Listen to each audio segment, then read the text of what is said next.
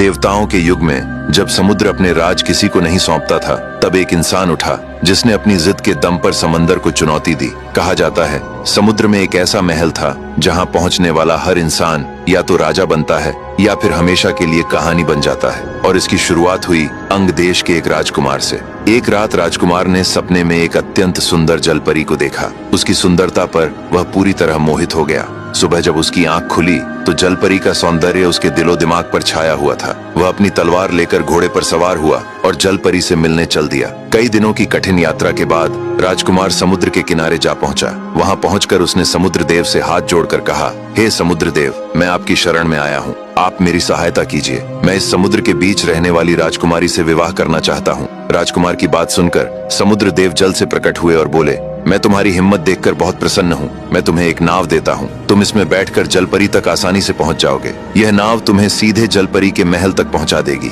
रास्ते में तुम्हें बड़े बड़े सर्प, मगरमच्छ, जहरीले जीव जंतु, राक्षस तथा खतरनाक दरियाई घोड़े मिलेंगे। तुम सबको मारते काटते हुए आगे बढ़ते जाना। समुद्र के बीच पहुँचते ही तुम्हें पानी पर तैरता हुआ एक सुंदर महल दिखाई देगा। महल के बाहर दो विशाल राक्षस पहरा देते मिलेंगे। तुम उनसे छिपकर महल के पिछले रास्ते से अंदर प्रवेश करना। महल के भीतर जलपरी एक पलंग पर सोती हुई मिलेगी। उसके पास पहुंचकर जैसे ही तुम जलपरी को छुओगे, वह उठकर बैठ जाएगी और तुमसे एक सवाल पूछेगी। अगर तुम जलपरी के सवाल का सही जवाब दे दोगे तो वह तुमसे विवाह करने को तैयार हो जाएगी। लेकिन यदि तुम उसका सवाल हल नहीं कर सके तो जलपरी तुम्हें तोता बनाकर अपने महल में हमेशा के लिए कैद कर लेगी। राजकुमार भयानक समुद्री दानवों से लड़ता हुआ आगे बढ़ा और अंततः महल में प्रवेश किया। वहां उसने देखा कि जलपरी सो रही है। जैसे ही राजकुमार ने उसे छुआ, जलपरी की नींद खुल गई। उसने कहा, मुसाफिर, आपका स्वागत है। बताओ किस उद्देश्य से आए हो? राजकुमार ने कहा, मैं आपसे विवाह करना चाहता हूँ। ये सुनकर जलपरी बोली, इसके लिए तुम्हें पहले मेरे लिए एक वस्तु लानी होगी। समुद्र के पश्चिम में आधे वर्ष की दूरी पर गंधर्वों का देश है। वहाँ की राजकुमारी 16 वर्ष की एक अत्यंत सुंदर कन्या है जो एक बेताल से प्रेम करती है। उस बेताल के पास एक मणि है। यदि तुम वह मणि मेरे लिए ले आओ तो समझो मैं तुम्हारी हो गई। राजकुमार ने जलपरी से वादा किया और भयानक समुद्री जीवों से भरे रास्तों को पार करता हुआ किसी तरह समुद्र से बाहर निकला। लंबी यात्रा के बाद वह थक गया और एक पेड़ के नीचे बैठकर विश्राम करने लगा। तभी उसने देखा कि वहाँ एक बूढ़ा आदमी बैठा है जिसके पास एक कुतिया है। वह उससे ऐसे प्रेम कर रहा था मानो वह उसके लिए बहुत ही विशेष हो। राजकुमार ने उससे कहा, बाबा, लगता है आपका इस कुतिया से बहुत गहरा नाता है। इतना सुनते ही बूढ़ा रोने लगा। राजकुमार चकित रह गया कि उसने ऐसा क्या कह दिया जिससे वह रो पड़ा। कुछ देर बाद बूढ़ा बोला, बेटा, ये कुतिया कोई जानवर नहीं बल्कि मेरी पत्नी है और इसके इस रूप में आने का कारण भी मैं ही हूँ। उसने कहा, मैं अंग देश के एक धनी परिवार में जन्मा था। एक दिन मैं सरोवर के किनारे जा रहा था, तभी मैंने एक स्त्री को देखा। उसकी सुंदरता और उसके यौवन ने मुझे ऐसा बांध लिया कि मेरा खाना पीना छूट गया और मैं बीमार पड़ गया। मेरे पिता एक धनी व्यापारी थे और दूर दूर तक उनकी पहचान थी। जब उन्होंने कारण पूछा तो मैंने उन्हें उस स्त्री के बारे में बता दिया। पता चला कि वह स्त्री उनके एक दूर के मित्र की बेटी थी। इस तरह मित्रता रिश्तेदारी में बदल गई और वह स्त्री मेरी पत्नी बन गई। शादी के दूसरे ही दिन जब हम भोजन करने बैठे तो मैं अपनी रीति के अनुसार भरपेट खाने लगा, लेकिन मेरी पत्नी एक छोटी सी कान खोदने की सलाई से चावल के एक एक दाने उठाकर खाने लगी। ये देखकर मैं हैरान रह गया। उसने केवल 4-5 दाने खाए और उसका पेट भर गया, लेकिन मैंने कुछ नहीं पूछा, ये सोचकर कि शायद उसके यहाँ की यही रीति होगी। लेकिन दिन बीतते गए, वह बहुत कम खाती, फिर भी उसका शरीर पुष्ट रहता और चेहरा खिला हुआ रहता। एक दिन मैंने सुना कि मेरी 2 नौकरानियां आपस में बात कर रही थीं। मेरा मालिक कितना भोला है, जब वह सो जाता है तो उसकी पत्नी न जाने कहां चली जाती है और सुबह होते ही वापस आ जाती है। मैंने यह सुना और उसी रात सोने का नाटक किया। जब आधी रात हुई तो मेरी पत्नी उठी। मैं चुपचाप उसके पीछे चल दिया। मैंने देखा कि वह एक श्मशान में जा रही है। वहाँ पहुंचकर उसने कहा, मेरे प्रिय, आप कहाँ हो? देखो मैं आ गई। तभी एक विशालकाय नरभक्षी वहाँ आया। फिर दोनों बैठकर प्रेम पूर्वक बातें करने लगे। इसके बाद उन्होंने पास ही बनी एक ताजा कब्र से एक लाश निकाली और उसे नोच नोच कर खाने लगे। मैं अपनी पत्नी का यह रूप देखकर भयभीत हो गया और चुपचाप वहाँ से वापस आकर सो गया। कुछ ही देर बाद वह भी आई और मेरे पास सो गई। मुझे ऐसी मुर्दाखोर स्त्री के साथ सोना अच्छा नहीं लग रहा था और पूरी रात मैं इसी सोच में जागता रहा। अगले दिन हम फिर से साथ खाने बैठे। वह चावल के एक एक दाने को खाने लगी। मैंने उससे पूछा, तुम कुछ खाती क्यों नहीं? मैं देख रहा हूँ कि चावल के कुछ दाने खाकर ही तुम्हारा पेट भर जाता है, जबकि यहाँ खाने के लिए इतने सारे व्यंजन हैं। लेकिन शायद जो स्वाद मनुष्य के मांस में है वह इस भोजन में कहाँ है? इतना सुनते ही उसका चेहरा क्रोध से लाल हो गया। वह गरजते हुए बोली, अब भागे, तूने अपनी मौत बुला ली है। अब देख, तू इस काबिल नहीं रहेगा कि कुछ बोल भी पाए। आए। इतना कहकर उसने एक मंत्र पढ़ा और कहा, तू इंसानी देह छोड़कर एक कुत्ता बन जा। मेरा रूप बदल गया और मैं रोने लगा। उसने मुझे डंडे से बहुत मारा, लेकिन किसी तरह मैं वहाँ से भाग निकला। अगर मैं नहीं भागता तो शायद मेरे प्राण ही निकल जाते। मैं भटकते भटकते एक व्यापारी के घर पहुँचा। वह व्यापारी भला इंसान था। उसने मुझे कुछ रोटियां खाने को दी और मैं उसके घर में रहने लगा। एक रात मैंने देखा कि आधी रात को व्यापारी की पत्नी चुपचाप निकल गई। मैंने भी उसका पीछा किया। वह एक बाग में पहुंची जहां एक तंदुरुस्त नौजवान युवक आया। दोनों प्रेम पूर्वक बातें करने लगे। फिर उन्होंने संबंध बनाए और सुबह होने से पहले वह वापस लौट आई। ये देखकर मैं हैरान रह गया। मेरा दुख तो मेरी पत्नी के कारण पहले से ही था, पर वह बेचारा व्यापारी भी मुझसे कम अभागा नहीं था। ये सिलसिला कई दिनों तक चलता रहा। एक रात जब वह स्त्री अपने प्रेमी के पास पहुंची तो देखा कि वह युवक जमीन पर पड़ा हुआ है। उसने उसे पुकारा, पर वह कुछ नहीं बोला, क्योंकि उसे सांप ने काट लिया था और उसकी मृत्यु हो चुकी थी। यह सब पास के एक पीपल के पेड़ पर बैठा एक पिशाच देख रहा था। उसी समय वह पिशाच उस युवक के शरीर में प्रवेश कर गया और फिर उसी रूप में उस स्त्री के साथ प्रेम करने लगा। थोड़ी ही देर बाद उसने स्त्री की नाक काट ली। वह चीखती हुई वहां से भागी और घर आकर देखा कि उसका पति गहरी नींद में सो रहा है और वह चुपचाप उसके पास लेट गई। कुछ देर बाद वह जोर जोर से रोने लगी। आसपास के सभी लोग इकट्ठा हो गए। तब स्त्री ने कहा, इन्होंने मेरी नाक काट दी है। व्यापारी बार बार कहता रहा कि उसने कुछ नहीं किया, लेकिन यह बात राजा तक पहुंच गई। राजा को इतना क्रोध आया कि उसने उस निर्दोष व्यापारी को मौत की सजा सुना दी और इस तरह एक निर्दोष व्यक्ति की मौत हो गई। मैं ये सब भीड़ में खड़ा देखकर सोच रहा था कि स्त्रियां कैसी कैसी हो सकती हैं। इन घटनाओं से टूटकर मैं वह घर छोड़कर जादू से ग्रस्त कुत्ते के रूप में भटकते भटकते एक वैद्य के घर के सामने जा पहुंचा। वह वैद्य अपने छोटे से दवाखाने में जड़ी बूटियों और औषधियों का काम करता था। मुझे देखकर उसे दया आ गई तो उसने मुझे वहीं रहने दिया। मैं उसकी दुकान की रखवाली करने लगा। वह मुझे खाने को देता और कभी कभी अपने घर भी ले जाता। एक दिन वैद्य ने अपनी बेटी को बुलाया। तब उसकी बेटी ने संकोच से कहा, पिताजी, मैं किसी पराये इंसान के सामने कैसे आऊं? वैद्य चौंक गया और बोला, यहाँ पराया कौन है? मैं हूँ और ये कुत्ता। तब बेटी मुस्कुराकर बोली, पिताजी, ये कोई साधारण कुत्ता नहीं है, ये जादू से बदला हुआ इंसान है। ये सुनते ही वैद्य हैरान रह गया। उसकी बेटी ने अभिमंत्रित जल तैयार किया और मुझ पर मंत्र पढ़कर छिड़क दिया। देखते ही देखते मैं फिर से इंसान बन गया। तब मैंने उस सुंदरी को अपनी पूरी कहानी सुना दी। वह बोली, मुझे तुम्हारी पत्नी के बारे में सब पता है। हमने एक ही जादूगरनी से विद्या सीखी थी, लेकिन उसने इंसानों की मर्यादा तोड़ दी। वह एक राक्षस के प्रेम में पड़ गई थी, इसलिए हमने उससे नाता तोड़ लिया। लेकिन अब चिंता मत करो, मैं तुम्हारी मदद करूंगी। उसने मुझे एक छोटी सी बोतल में अभिमंत्रित जल दिया और कहा, इसे अपनी पत्नी पर छिड़कना और जो भी रूप देना चाहो उसका नाम ले लेना। मैं वह जल लेकर अपने घर पहुंचा। मेरी पत्नी को मेरे लौटने का जरा भी अंदाजा नहीं था। मुझे जीवित सामने खड़ा देखकर वह डर गई। उसके भागने से पहले ही मैंने उस पर जल छिड़कते हुए कहा, कुत्तियां बन जा, और पल भर में वह कुत्तियां बन गई। उस दिन से मैं इसे अपने साथ लिए घूमता हूँ। ये पूरी कहानी मैंने तुम्हें सुनाई ताकि तुम समझ सको कि इस संसार में न्याय और अन्याय का चक्र कैसे घूमता है। बूढ़ा राजकुमार से बात कर ही रहा था, तभी एक पिशाचिनी हाथ में बड़ी तलवार लिए उनकी ओर आई और गरज कर राजकुमार से बोली, बताओ, तुमने मेरे बच्चे को क्यों मारा? राजकुमार यह सुनकर हक्का बक्का रह गया। उसने कांपती आवाज में कहा, मैंने किसी का वध नहीं किया। तब पिशाचिनी क्रोध से दहाड़ उठी और बोली, जब तुम उस बूढ़े की कहानी सुन रहे थे तब तुमने खजूर खाया और उसकी गुठलियां इधर उधर फेंक दी। उन्हीं में से एक गुठली मेरे बच्चे की आंख में लगी, जिससे उसकी एक आंख फूट गई। अब या तो तुम मेरे बच्चे की आंख ठीक करो या अपनी जान देने के लिए तैयार हो जाओ। भय से कांपते हुए राजकुमार ने कहा, यह सब मुझसे अनजाने में हुआ है, क्या इसका कोई और उपाय नहीं? तब पिशाचिनी ने कहा, इसका एक उपाय है, एक जादुई जड़ी बूटी निशारसा। यह जड़ी साल में केवल एक बार पूर्ण चंद्रमा की रात को खिलती है, लेकिन वह किसी साधारण जगह पर नहीं, वह 7 पहाड़ों के पार और समुद्र की गहराइयों के नीचे बसे एक प्राचीन और रहस्यमय लोक सप्तशैल समुद्र लोक में छिपी है। प्राचीन ग्रंथों में लिखा है कि वहाँ जादू और प्रकृति एक दूसरे में घुले हुए हैं। निशारसा की रखवाली एक रहस्यमयी बिस्कन्या करती है और उसे पाने के लिए कई जादुई पहरेदारों और घातक चुनौतियों से गुजरना पड़ता है। अगर उसे तुम ले आओ तो मेरे बच्चे की आंख ठीक हो जाएगी। राजकुमार ने दृढ़ स्वर में कहा, मैं वह जड़ी बूटी अवश्य लेकर आऊंगा। यह कहकर वह उस जादुई जड़ी बूटी की खोज में निकल पड़ा। चलते चलते रात हो गई। थकान से चूर होकर वह एक पेड़ के नीचे सो गया, लेकिन जब उसकी आंख खुली तो वह पिंजरे में कैद था। पास के कबीले के लोग उसे पकड़कर ले आए थे।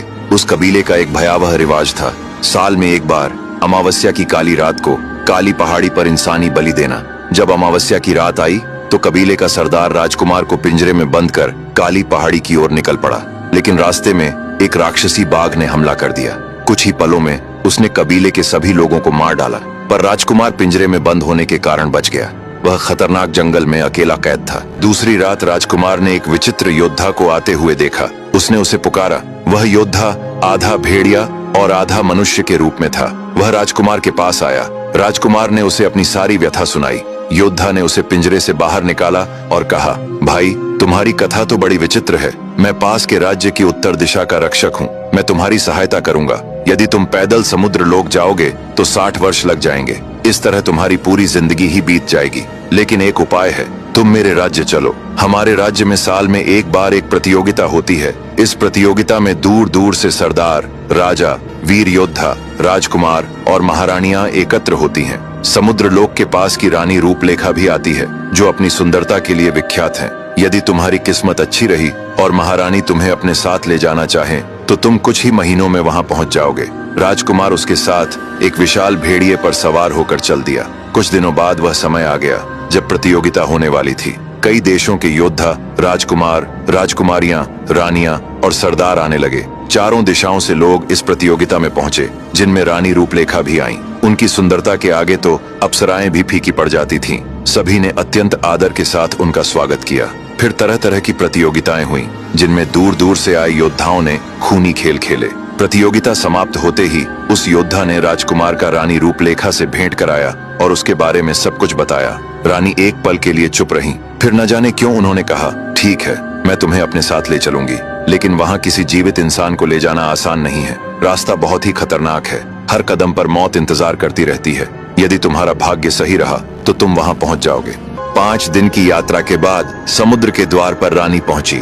रानी को समुद्र प्रेत ने रोकते हुए कहा, महारानी, इस समुद्र में जिंदा इंसान नहीं प्रवेश कर सकता है। अगर इसे ले जाना चाहती हो तो मुझे आपकी जीवन छाया चाहिए। रानी रूपलेखा कुछ क्षण मौन रही। फिर उन्होंने अपने पैरों के पास बहते जल में हाथ डाला। पानी से एक धुंधली काली नीली परछाई निकली, जो बिल्कुल उन्हीं जैसी थी। वह छाया जलप्रेत के भीतर समा गई। फिर रानी राजकुमार को लेकर आगे बढ़ गई। भयानक समुद्र में कई दिनों की यात्रा के बाद वह अपने राज्य में पहुंची। उन्होंने राजकुमार से कहा, तुम मेरे राज्य में ठहरो। पूर्ण चंद्रमा के दिन वह जड़ी बूटी खिलती है, लेकिन उसे पाने की एक विधि है। जब वह जड़ी बूटी खिलेगी तो उसके चारों तरफ विष करने वाला जादू उसकी रक्षा करता रहेगा। वह जादू सिर्फ विषकन्या के सामने होने पर ही समाप्त होता है, और अगर किसी ने उसे छूने की कोशिश की तो वह विष के जादू से मारा जाएगा। इसलिए तुम चुपके से विषकन्या के महल में प्रवेश करना और सोती हुई विषकन्या का गला काट देना, क्योंकि अगर वह जाग रही होगी और तुमने उसकी आंखों में देख लिया तो तुम पत्थर बन जाओगे। उसने कई मुसाफिरों को पत्थर बनाकर अपने महल में कैद कर लिया है। फिर उसके कटे हुए सिर को लेकर जड़ी बूटी के पास जाना, उसके सिर को जड़ी के सामने रखना। इससे जादू का असर खत्म हो जाएगा